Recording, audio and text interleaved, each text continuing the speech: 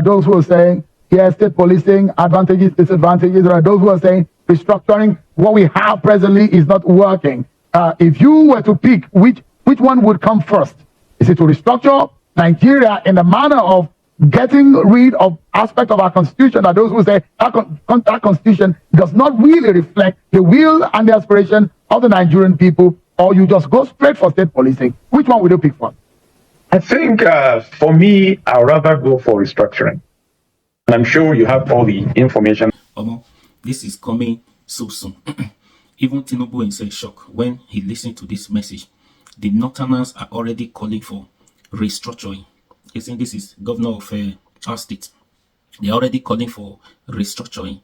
Take your time. Listen to this. This is a group of meeting security where they discuss issues, security, way forward. Now, they say restructuring is the way forward. Even the governors, you know, some of them already, they started before by calling for restructuring. So where they said Tinubu will make restructuring happen in Nigeria quickly. It's coming too soon. Let's see how far they go, because it is only restructuring that can solve the problem of this country. Otherwise, I don't see any solutions to the problems without restructuring. Please watch to the end, and please like, share, comment, and subscribe to this YouTube channel, please. That Zamfara has become a base for kidnapping, cattle rustling, and other banditry activities in northern Nigeria. And I said, if we're able to take care of Zamfara today, the issue of banditry will be history, because Zamfara has become a hope for all these criminal activities.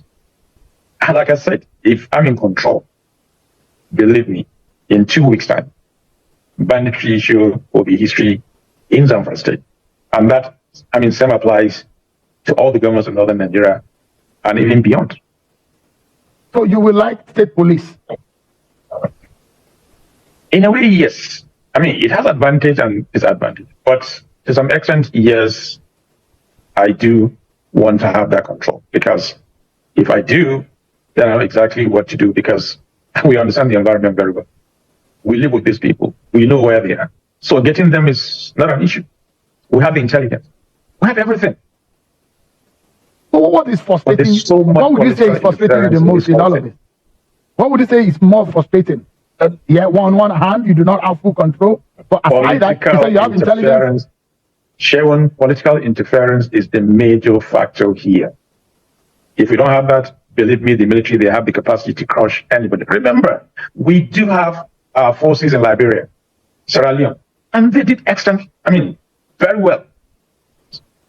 That is even in a foreign country. Talk less of here that will understand the terrain very well. So we'll have what it takes. They have the capacity to do that. But the major challenge is the political interference. We are playing with human lives. Everything is political. Why is it so? For goodness sake. Why can't you face this head on? If we're able to do that and take care of all the lapses, believe me, that will change a lot of things for this country for the better. So I choose restructuring. What does restructuring mean for you, Governor Lawal? Well, you just look at the 1999 Constitution and look at issues where, in fact, for example, issue of security. If state governors will have their own security or control over the security situation, most of these criminalities will not take place in most of the states, because we all want to live in peace. There's nothing like peace. There's no price to peace. Whatever you do, if you don't have security, it's basically nothing. There will be no meaningful development without security. And these are the challenges we're facing, especially in a state like Zamfara State and other 7 northern states in the country. Kaduna, Katsina, Niger, Sokoto, to some extent, Kebbi. Maybe Kano, they are relatively okay, and Jigawa. But at least the 5 northern states, we are in a serious mess when it comes to security. All right. Just give me a moment. Governor Lawal, we are hoping that after tonight, that mess will be cleared, because we have a congregation of some of the best minds in our country tonight in this room, and hoping that with all of the expertise that are abound here, we might be able to have a solution. Don't forget, we have other states have a lot they can do. Where our local government is not working. So you see in a state with 20 local governments, everybody is looking at the governor. It makes it very difficult. But if we have 20 local government and 20 local government chairmen that have the capacity as being governors, because that's also another issue. Sometimes you have the local government chairman, the man doesn't even know why he's there. So it becomes an issue. So we must look at how do we develop our leaders, especially local government. Growing up, we knew local governments were working. You go there, you see the veterinary working, you see them doing roads and all this. And so it builds up that capacity and it checkmates all these activities right from the board before it grows to become a monster. But we allow it until when it becomes a monster, and then it becomes difficult to continue. And those are the issues we have to go on ground. And then, like I said, justice, equity, and fairness. Every Nigerian must have that sense of belonging wherever he is. I had the privilege, I was born in Sokoto, I grew up in Sokoto. I had that privilege. It was the most wonderful place I ever wanted to. And I still am very proud to have come from that area. And it has given me, with the opportunity that the government has given me in Nigeria. And that's why in the military, it gives us that ability to look at these things dispassionately. We look at how do we create solution? How do we provide solution on this? The challenges we're going cannot be solved by military solution or security solution. It is holistic. Most of it non-kinetic. And non-kinetic has to do with good governance. It starts from the states. The states must take ownership of this and drive it. Yes, there are a few people who are asking questions about the errors being made, some tragic errors made by the military in some civilian territories. Is there an apology that the military willing to take to give the Nigerian people tonight, because innocent people were just living their lives? And no, I think we've said it over time. When the Tinubu issue happened, we came out clearly and said it was a mistake. It was a professional mistake.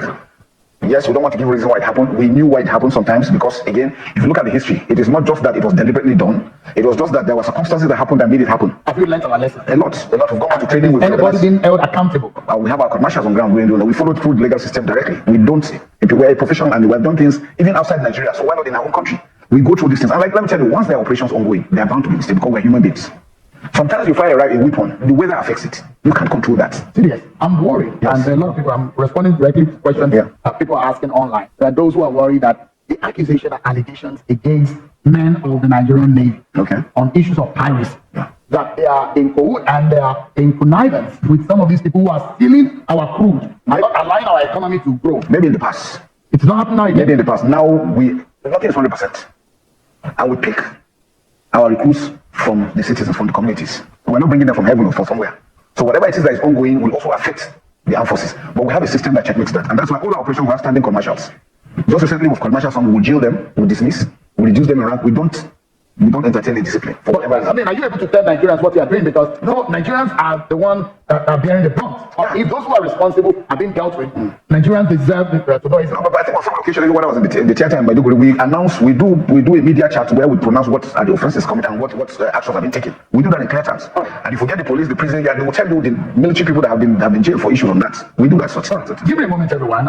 We've since been joined by Pastor Ladi Thompson, someone who is also passionate about the nation's security. He's done so virtually. It's good to see you, Mr. Johnson. Mr. Thompson, rather. Give us an idea. You've been listening to the conversation, and thank you so much for your patience. You're looking good, though. Happy Democracy Day. Give us an understanding. Where do we go from here? You and I have had conversations about our national security, but we are looking for solutions. That's why we are here tonight. From your own point of view, where you are standing, what solutions do you see? Thank you very much, Ashil. And of course, I must commend the work that has gone on. But you and I know we've had this conversation that spanned 20 years. And what we're talking about right now here, I must commend the CDS. Between the CDS and Governor Lambert, is giving quite a practical assessment of what is available locally. However, Nigeria is dealing with, as I mentioned 20 years ago, an opportunistic hydra. Some of the things we've discussed here tonight, some of them are primary threats. Some of them are existential threats to the country. Some are secondary. Some are tertiary. Now, if we want to know what to do, we must separate the primary threats from the secondary. So I will say to you that there are 4 things that we mentioned 20 years ago. There are 4 things that we mentioned 20 years ago that have to be taken care of. And it's up to you to decide whether they have been taken care of. Number 1, we said the architecture of thought of the Nigerian government must be 20 steps ahead of that of the enemy. The primary enemy, the greatest existential threat we are facing, which is terrorism. And we know that when it comes to architecture of thought, the greatest problem of the Nigerian, and not just the Nigerian, the African world, is the mathematization of inquiry. Number 2, we talked about the military more than 20 years ago, and we said the days of closeness is gone. Trinity of war. And I like the fact that the CDS spoke about asymmetrical warfare. He spoke about hybrid threats. Now, maybe he didn't mention media as a force expander. But I know that as of 18 years ago, we had mentioned that the military contribution to the solution of this problem is not more than about 36%. So it is good that it is now that the military has come out to explain to the public that this thing doesn't have a military solution as the sole solution alone. Then number 3, I think he was the one, somebody earlier on mentioned the ideology. Now, the ideology is something that has to be tackled, that has not yet been tackled. Now, why are we saying this? Every single one of us here lives on 2 levels of life. There's the external that the law can control, and then there's the internal. Now, since this new form of war came into being, everybody knows that it is the ideas inside the heart that have been weaponized. And when you mix a philosophy with a religious system and you mix it together, you have something explosive in hand. And you must come up with an ideology that will be national that can checkmate that. Now, the fourth thing is the value system of the country. The greatest war going on all over the world right now is a war of narratives. Now, the value system is such that if an average citizen has nothing to lose, the value system is such that if in the engine room of the country, we still continue to allow ourselves to be ruled by partitions that were drawn up in 1914, then brother cannot be brother's keeper. And who's going to be ready to make sacrifices? I attended Ahmadu Bello University. I've moved and worked across Nigeria for God and country. It's a wonderful country and I believe it will survive. But in closing, let me just say this. The most important factor that I think is missing in this conversation so far is what I call the glocal dimension. The fact that the threat that we're discussing here, the primary threat we're discussing here, as mentioned in snatches by the CDS, and somebody also spoke about funding, we are facing a localized threat with a global dimension, global type of intelligence. Whether you're talking funding or you're talking opportunistic, you are dealing with something that is so intelligent that the architecture of thought within Nigeria cannot handle it alone. Now, listen to me. We have had former presidents who had sicknesses and diseases who would have died if they did not reach out beyond the local degree of knowledge in the area of medicine when it came to the problems that they had. So there's nothing strange about the fact that this also has a global dimension to it that we must take care of if we're serious. Now, let me say this. If you remember Kaplan's book, 1994, The Coming Anarchy, if you ever looked at Henry Kissinger's World Order, published in 2014, and then mixed it with Huntington's 1996 Clash of Civilizations, not to mention Francis Fukuyama, there is nothing surprising about what is going on in Nigeria today. Think tanks all over the world for this. They've looked at it. Most nations of the world have readjusted. It's a war of narratives. They've readjusted to match this thing, and we are still waiting for Nigeria to realize that it is a global problem. Local, not local, but global. It's a localized space of a hydra. And part of the challenge we have right now, you heard Governor Lawal speaking diplomatically. And the reason why Governor Lawal has to be diplomatic is because we are losing the war of narratives. If the war of narratives is right, and the average Nigerian is ready to die for his country, than see a single person. Look, don't forget that I've worked in this field for 20 years. We've been in contact with the poor boys in the army. I'm not talking about the people at the top heavy, but the young boys who are being sent out to die. Well, even people like us can already see that if you go out this way without equipping them with this and that, these boys are going to die. So I'm just saying that for this town hall to yield the proper food, we need to bring in what I call the global. That is the global inputs behind the localized form of the threats. You know, I thank God the CDS already spoke about hybrid threats. He spoke about asymmetrical warfare. He spoke about foreign funding. And I'm saying to you that what you're doing right now actually covers what we call the force expander, where media is the force expander. Let me remind us, as you are listening to this program, the whole of this nation is listening. The leaders who are the greatest enemies of the country are also listening. And I want to tell you something. There is no point if your enemies are already deploying artificial intelligence. And they listen to us speaking at this level. In fact, after doing all we have said, they even draw more conclusions and then push some buttons to advance this. So please, let's add the global to this, and then there will be tomorrow for us and our children's children. Thank you. All right, thank you so much, Pastor Larry Thompson. The last time I saw you, there were no gray on your beard or your eyebrow, but a lot of things changed. Thank you so much for this insight there. There are a few people in the room that I'll be bringing quickly and allow the panelists to be able to respond to some of those questions. I know we do have Mr. Paul Alaje is an economist. If you could please go to the microphone so that we can get your views on this situation. Yeah, thank you so very much for having me. My question, I want to build just a background to this. I understand that states that have more insecurity, I compare them with the reports regularly shared by the National Bureau of Statistics. What is common between these states is poverty. States that are poor seem to have more insecurity. And it's not just in Nigeria. Countries that are poor also have insecurity challenges. How do we solve the problem of hunger, of deprivation in our states and create more opportunities? I also want to ask questions. When I was much younger, when I was in primary school, I remember my father would bring me out and tell me to watch television. That time, television don't start until 4 or 5 p.m. with several colors on our TV screen. So if anyone has committed crime, it was in the public domain. There were examples, and parents will tell their children that if you do what is wrong, what I've not told you to do, this is what may happen to you. Now, this generation feels, oh, that's right, we don't do, but how do we bring out some examples to say that people that have done wrong were truly, this is the end result of people that have done wrong? again, I also see people who have worked for government, for instance. I don't want to speak about private sector. And these people have worked so well, they've committed their life in the police and the military at different parts, different departments, different agencies of government. But when it comes to rewarding them in terms of paying their gratuity, pension, and so on and so forth, we will see them queue for long. We will see them fight. Some of them will even lose their life. What are we now telling people who are currently working for government or who are not even working for government? What kind of future are we creating for them? Do we say that if you work or you do good things, you are going to have positive results, or if you don't? So all of this is on, there is an handshake between economy and insecurity. We'll be a real system from Lagos to Kaduna. The terrorists came and removed some of the tracks. So insecurity stopped the project. So if you build an economy without security, economy will not function. If you build security without economy, it will still not function. How do we have this smooth handshake, especially issue of poverty and hunger? Thank you very much. Needed. He makes some recommendation. He says there's a need for an increase in annual recruitment quota from 10,000 to 20,000. He's also saying that the Nigerian police requires an additional 190,000 personnel to be at par with the United Nations recommendation. Don't forget, the ratio is 1 to 450 police officers to 450 citizens.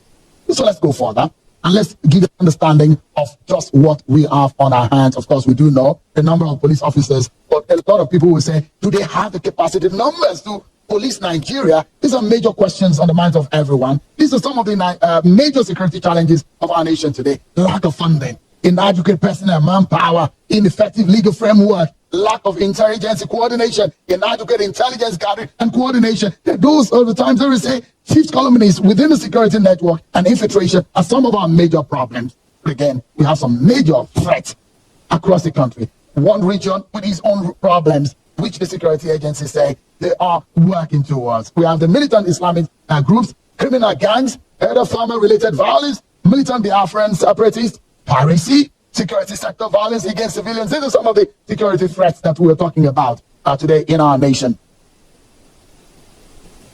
Now, take a look at these from the Africa Center, some of the data coming in. All of those security threats that I mentioned, you see the map on how they look across the country. Militant Islamic groups, you see them in some part of the northeast region of the country. Criminal gangs, you see them all over the place in some parts of the northwest, north central. You see a couple of that within the middle belt of Nigeria, and some also you see in the south region of the country. But each region has its own very peculiar security threat that we can see on that map. Of course, this is coming from our partners and our friends at Next Year, who have done a breakdown of what the security situation has been in the last year since President Bola Tinubu came into office. And you can see evidently that each region has its own peculiar security challenge, from the northeast to the northwest. Number one thing is that if you ask me this question in 1974, it will be an easier question to answer. Because by around that 1974, we had a Nigerian police force that was doing the A to Z of what it's supposed to do. After the coup, the Muritala coup, that was the beginning of the cannibalization of Nigerian police. The military government then blamed the police for not finding out the intelligence about the coup. So what did they do? They excised the, what they call the special branch of the police, out of the police. And that later from what they call the NSO, whether that's today's SSS, was carved out of the police. Since then, several other agencies have been carved out of the police. So when you're talking about the police right now, they have the thankless job of dealing with core criminality. They don't have the resources to do it. And all the other things, all the other things that police do in other countries are being done by other agencies in this country. So that is the issue of overlapping mandates of different security agencies. They compete rather than cooperate. And more importantly, there is no legal framework in this country that compels any security agencies to share intelligence. I know the NSA is the coordinator of national intelligence, and best practice say they do it. And I've been in meetings where, I'm not going to say which one, and they just say, we're not sharing that with the police, we don't trust them. So the issue here is that these people are competing rather than cooperating among themselves. So one of the easiest things the president can do, for example, is to give out an executive order, making it a punishable act if an intelligence is not shared. Right now, if you don't share intelligence, you've not committed any crime. So in the United States, there is a Department of Homeland Security. And from the point you enter to the country, the intelligence about persons of interest circulate around most security agencies. Can we adopt that kind of technique? Yeah, of course we can. See, the situation here is this. Take United States is a very good example. United States have about 18,000 police departments, because everybody has police departments all over the U.S. But what happened when the Homeland Security Department was created was that a standardized storage format was created for all police forces in the U.S., such that then a batch program was created, whereby around midnight every night, the Department of Homeland Security harvests data from every police department in the country as a central hub. So if you commit a crime in Texas, in 24 hours, they will know in Washington that you committed a crime. We don't have that here in Nigeria.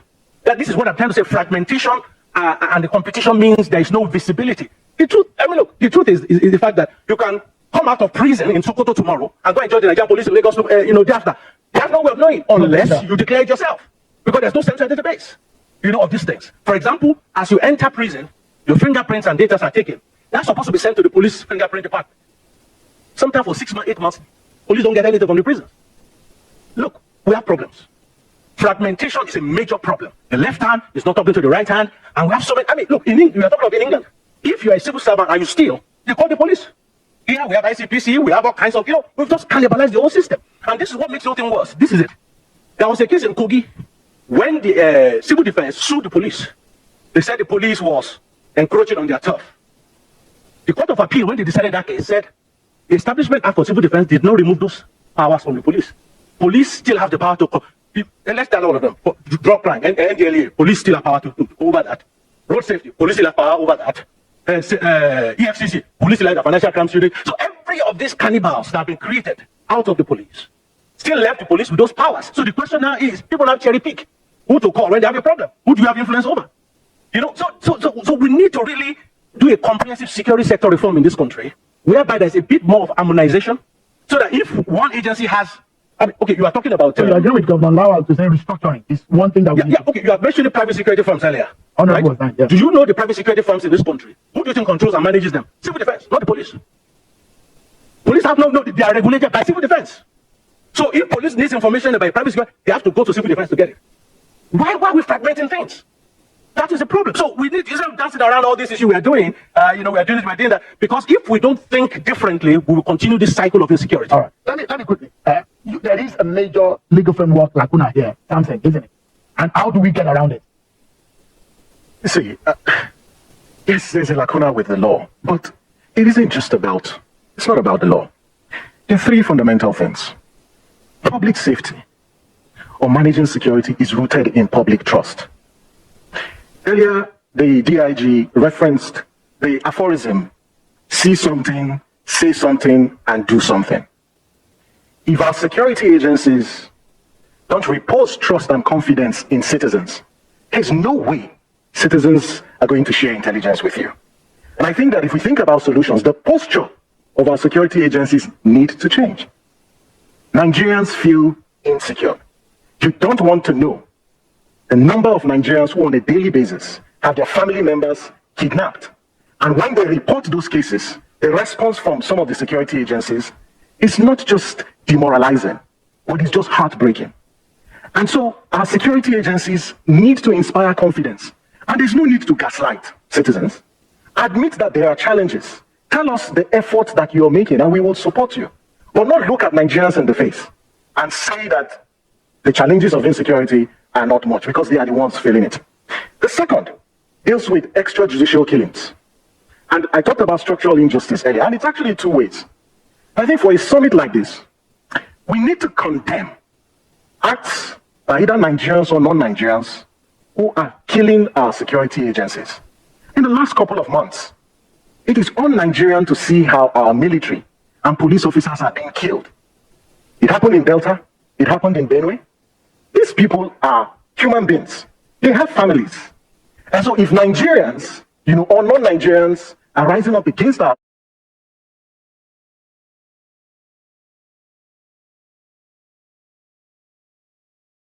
also stop. Because there are structural injustices that are driving these kinds of behavior in the public space. The third point deals with this whole question about, you call it devolution of powers or centralization of powers. And I agree with the governor to an extent that there is need to restructure. The Honorable talked about state police. I don't think that there's an opposition to the whole concept of state police. A big issue is around the operationalization. Because he referenced the 1999 Constitution that devolves from the 1979 Constitution. Every constitution has got a philosophy that underpins it. And for the 1979 Constitution, it was about centralization of power. The philosophy then was that if you centralize power and centralize control, you're able to keep the component units in place. It's how many years down the line, and society has shifted. So there is great need to devolve power, but there have to be some mechanisms that limit the absolute exercise of the powers. So when you say state police, about the operational independence, how do you ensure the operational independence of the police? Who appoints, let's say the commissioner of the police and the DPOs, how are they going to be funded? And there's a semblance of that because governors still fund police. They buy them cars at the state level. So in terms of funding, it appears there's some measure of resources at that level. But when you say control, I am averse to absolute and full control. There has to be limits to the exercise of that power as we think about state police. Yeah. The last critical point, and I'm glad that the brilliant gentleman who is doing well with the army and the defense is here. We need more boots on the ground. I think in the last few years, we've seen some airstrikes that have come with collateral damage. And we have to think about how do we remedy, those situations, because communities are decimated, lives are lost, and then we need to address that. Because when you do that, you build trust and confidence in people. Because if you abandon those communities, you breed resentment with the state. And so even when security agencies are calling Nigerians to support insecurity, Nigerians just feel you guys are your own echo chamber because you do not relate with some of the realities that we face. And my call to security agencies, yes, the breed of the service chiefs that were appointed by the president seem to be the best, seem to have a sense of the issues, but you need to communicate more with Nigerians. Because what Nigerians go through on a daily basis, the kind of insecurity, even access to justice, if you go to the police stations, go and see the number of cases that people report in police stations, because the insecurity is in the land. So I think these are some of the issues that we need to address. Thank you so much, Dr. Paul Alaje. I'm hoping that if you would need to react to any of this question, any of the panelists can. Please go ahead. I guess Ms. Rosemary Effing, isn't it? Good evening, everyone. Happy Democracy Day to all of us. My name is Rosemary Effiong. I'm the National Coordinator for Society for Empowerment and Self-Reliance. First of all, we have talked so much about state policing. And I want to add my voice to say, before we amplify or raise the tempo for state policing, we have something in quotes that look like state policing, which we have the vigilante established by some regional governors and the states themselves. So what are the governors doing to work with the federal security outfits to build the capacity of the vigilante they have established? We know the issues we're having. If you have worked across states, we know the issues they're having. Then secondly, I want to ask about synergy in terms of intelligence gathering with the security agencies. So there's a need to build that synergy so that we have uniformity in our database. Without that, it's difficult for we to move forward. Then finally, as a nation, somebody has talked about identifying the problem. Let's not be in a hurry to establish state policing because it comes with its own challenges as well. So we have identified some issues. Let's start addressing the basics because every political pronouncement has economic implications. We are struggling with minimum wage now. We have not been able to get a headway. Labor is dragging, government is dragging. The poverty index is very high. So if we don't address the basics, we'll not be able to get it right when we get there. Thank you. Thank you so much, Ms. Effiong. I understand that Michael Ekweme is standing by. Please go ahead. Good evening, everyone. I think a major problem is from the governors. And I want to ask a question. The security votes the governors take, is it for their personal use or for the state? Because I think if they are using the security vote properly, then a lot of things will be addressed. Now, you come to also the police stations, you come to the divisional police station, they will have only one patrol vehicle. So how can they tackle criminality where you have one patrol vehicle in the police station? Now, I also think they should have a police filling station whereby the policemen can go and sign for their patrol. The policemen tax the citizens to buy fuel to go and patrol. So you don't expect a policeman after taking money from the citizen to start patrolling morning, afternoon, night. So if there is adequate provision for the security, for the police people, they're going to do effective policing. You also come to the local government. At times, the governors give them benchmark for the security vote, maybe 4 million, and they don't tribute them to the DPU. You come to some states, you see that the commissioner of police have official cars. Like our DIGs here, the police have another system. And this is level has experience for policing for a long time. But very soon you see that they will retire all the DIGs and bring somebody, a CP or IG, and make him an IG. Meanwhile, the people who have the experience to do the job will be retired because they're playing politics.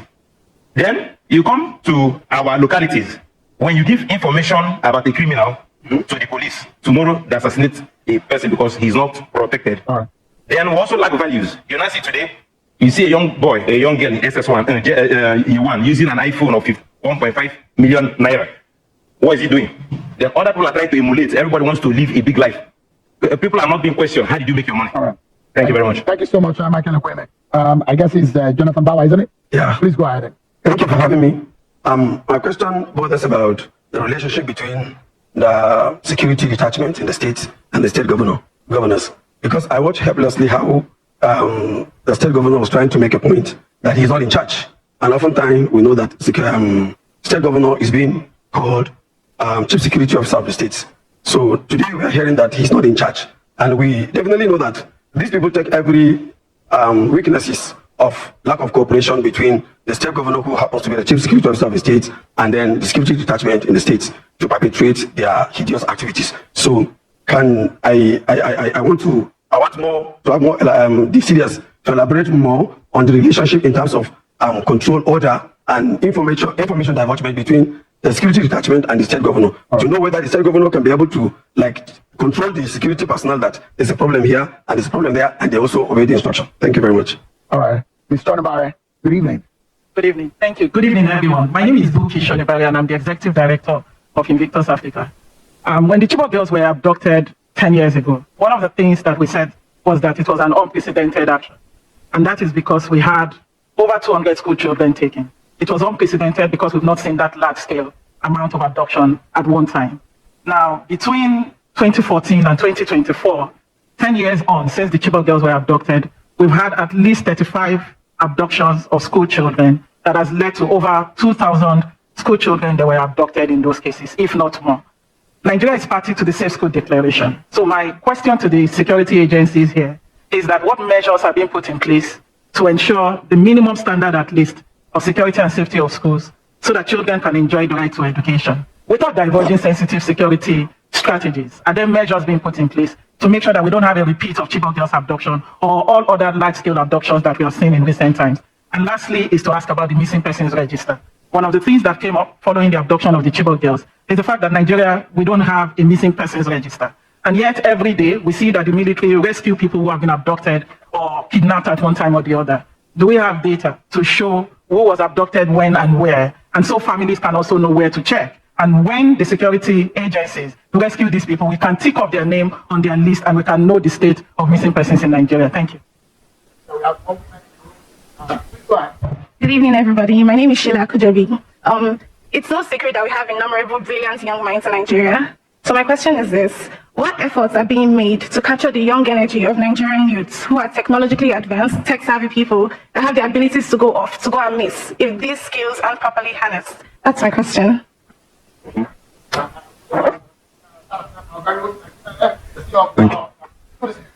Thank you, Sheila. The Chief of Defense Staff, I congratulate you for your boldness to come to a gathering like this and to share your very dynamic, intelligent presentation. But my question is for you, and then I'll go to the DIG. Sir, how do you rate the interagency rivalry and overlapping responsibility that impacts the efficiency of intelligent operations in Nigeria? That's for you. For the policeman, sometimes you speak as though you're going to arrest everybody here, but let me ask you, sir, what are the measures that the police is putting in place to take care of the most vulnerable in our society? Do you know what to do when a person with disability is arrested? Do you know how to take care of him? What are the measures that you have that the community of persons with disability can beat their chest to say, the police will protect me if and when I need such protection? Thank you.